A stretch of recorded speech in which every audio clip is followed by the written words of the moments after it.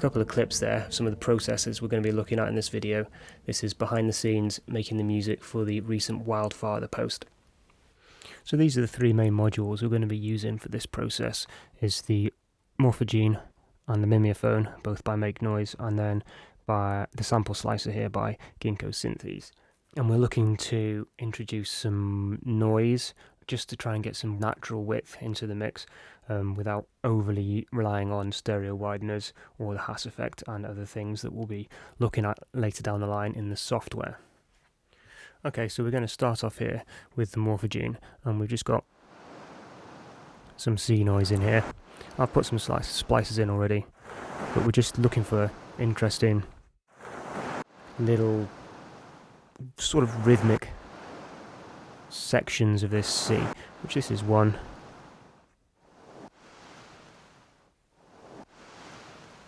What we're looking to do is to sort of manipulate this initial sound, which we're going to start off with the C, to try and get some nice interesting rhythm, some pulsing, and try and get that sort of feeling of the score breathing a little bit. We're going to introduce some side chaining in software later on to a kick to try and play off these pulsings that we're trying to work at now. So let's just mess around with some of the settings here and see if we can find a nice pattern. Just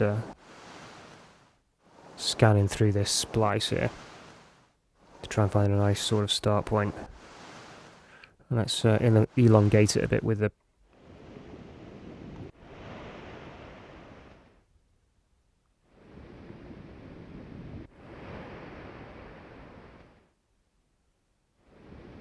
That's nice, that's got a nice breathing quality. Okay, we'll record this into the sample slicer, so I'll move the camera. So I've got it recorded in here. This is mono, the sample slicer, so I've just taken in the mono out of the Morphagene, coming out here, and I'm clocking it with the Pamela's new workout, which is just off to the side there, just to give it a sense of rhythm so we can sync everything together when we start trying to time the reverb and delay later. So we're just going to sort of reduce some of the quality of it here to try and get a bit more of a crushed sort of sound. And these pitch modes will have varying effects of bit reduction and severity, so I mean that's too much.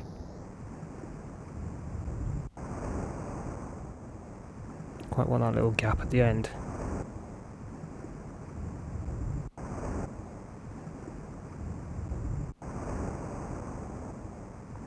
Okay, that's nice. I'm going to patch in this Mimeophone now.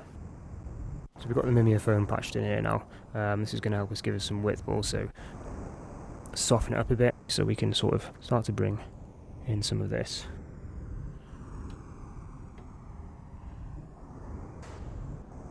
So I'm just going to try and get it to sort of get to the point of resonating.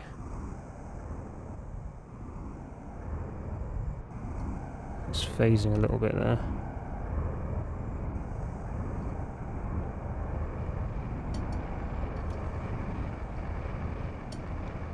Bit intense. Let's put some of this. So you get inherent problems with this technique that you, not really problems, issues you have to keep an eye on, which you have to address later in the software, which is you get all these resonances, but you can sort of attenuate them. If you're trying to make a score like this, which is noise based, you really don't want any resonances that are going to take the listener out of the world that the filmmaker is trying to sort of place them in. You don't want to be distracting the listener. It should be supporting the visual rather than trying to dominate it with resonance. Okay. So I wanted to try and make the process or the sound of the overall score kind of as analog as possible, so thought I'd use this bass line to create a kick. Pitch it up a bit.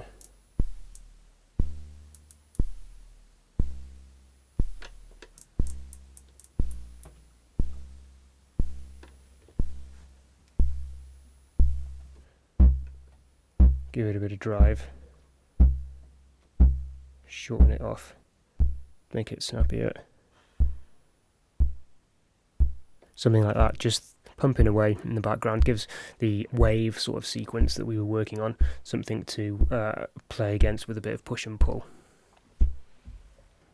Okay, so we've got the project open here, and the thing we'll concentrate on first here is this wide bus, which is the C type textures that we were just processing on the modular. They sound like this.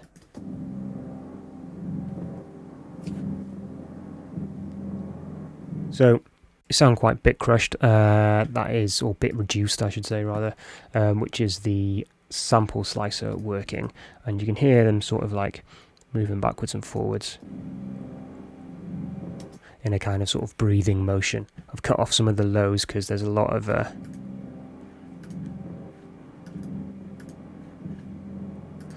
lot of excessive build-up, and with this kick there's going to be a lot of sub in that kick because we know it came from that Erica Synth Bassline, which is a meaty synth. And then just focusing in on the sort of lower mids, pushing the sound the direction we wanted it, and then just removing a resonance here.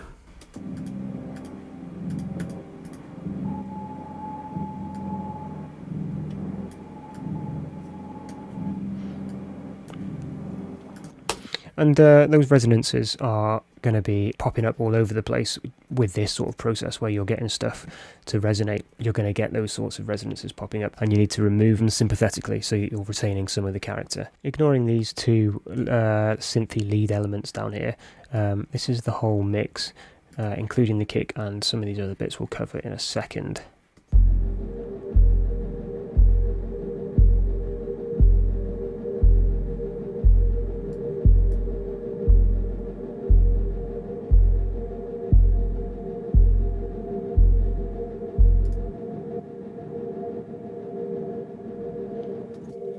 And you can hear there it side chaining in various places against this kick, just to give it a little bit of that back and forth, like the ebb and flow of some waves. This beating here was made with some seal noise, which I think this is the reel down here. But that's the whole reel I put into the Morphagene, and I just spliced up the first section and basically went through the same sort of process, which lent itself to this. Which sounds a bit, possibly you might think it sounds a bit industrial, or it sounds a bit fan-like. But if you really listen to it, it's the very beginnings of that seal sound. That which we did some EQing and various similar things. That's quite subtle. What's that, 6 dB slope? And then this one is the whole mix processed through the noise box that I made, which you saw earlier in the video briefly. We'll go on to that in a second.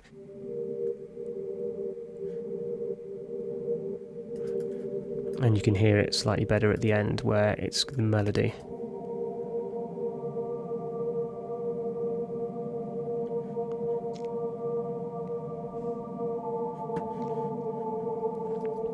Again, we've got a little bit of stereo widening. We've got a big, massive Valhalla Supermassive on here.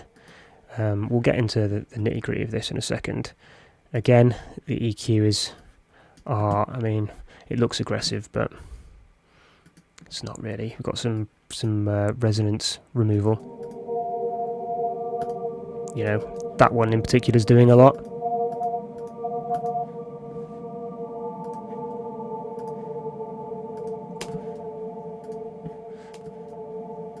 Now these down here are just Omnisphere patches.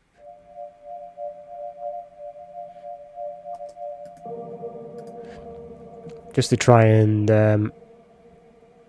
give it a little bit more harmonic direction. These are not atonal, these atmospheres, but they are down that route. And then the melody I just kept dead simple.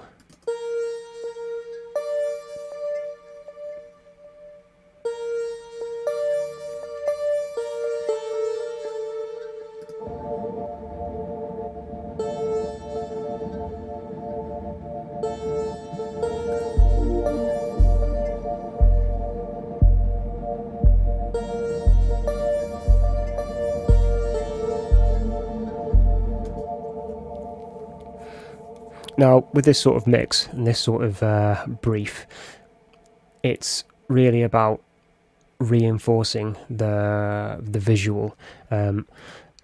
Any melody that was more intense than this is just taking the focus away. It's like it's too much of a hook. It's going to distract the viewer from, as we were talking about before, from the message that the filmmaker essentially is trying to get across on the screen. So a very simple melody. So we'll look now about how I processed this and the noise box which I processed it through. Okay, so we've got the noise box I built here, which is basically just this chest with some bits of metal I found, this sort of a plate that I bought, a few springs and a few bits and bobs. As you can hear, there's a contact mic on here, which is picking up the sounds from the surface. Now, traditionally, you would probably have your contact mic inside, and then you'd be using the resonance of the box to achieve the tones you're after, and you'd be like bowing things, and it's more of an approach people take to horror scores. But I thought an interesting thing to try would be to put a speaker inside this, play the mix back from the computer, and have the resonances come up from inside the box through the plates, which is exactly what I did. So I thought I'd jump back into the project here just to show this file after we've looked at the noise box and that process. Now, some people might think this sounds eerie or spooky, but if you think about the hues and the visual aspect of the picture, its seals obviously being on the coast, then this kind of has some of that feeling without it being too miserable and too sort of melancholy.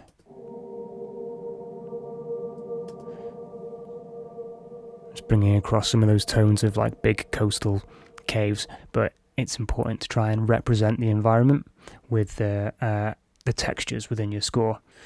And then quickly, I'll just wrap up because people might be interested in what I have got on the master here. So really, this is just a multi-band, making sure that the low end is mono, and then just some really light compression.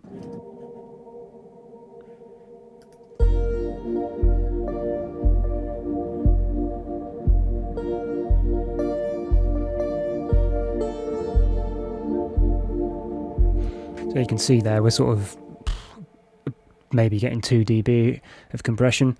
This is not a screeching piece of electro music. We've worked quite hard to inject dynamics of the breathing and pulsing and all this kind of stuff. You don't want to be smashing it through any master bus kind of stuff that's really going to kick all those dynamics out of it. It's going to be down in the mix. It's going to have narration over the top. It's going to, it can have plenty of room to breathe. We've just got the slate compressor just working in sequence, in series with this. Just a tiny little bit of extra gain, and then just a limiter just to push the volume up. I mean, it's up a long way, but just reining in that kick, just taking 2.5 dB off the transient of that kick, just pushing it back into the mix.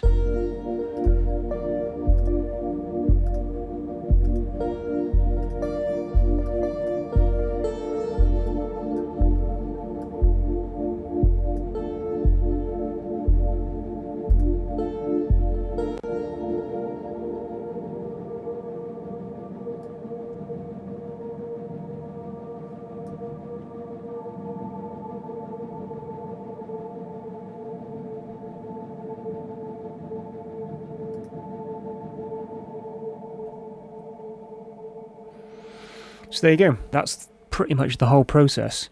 If you're interested in finding out more about either me or the Wildfather, all the information was going to be in the description. I suggest going to check out his video, and hopefully we'll be able to do some more of these. Nice one.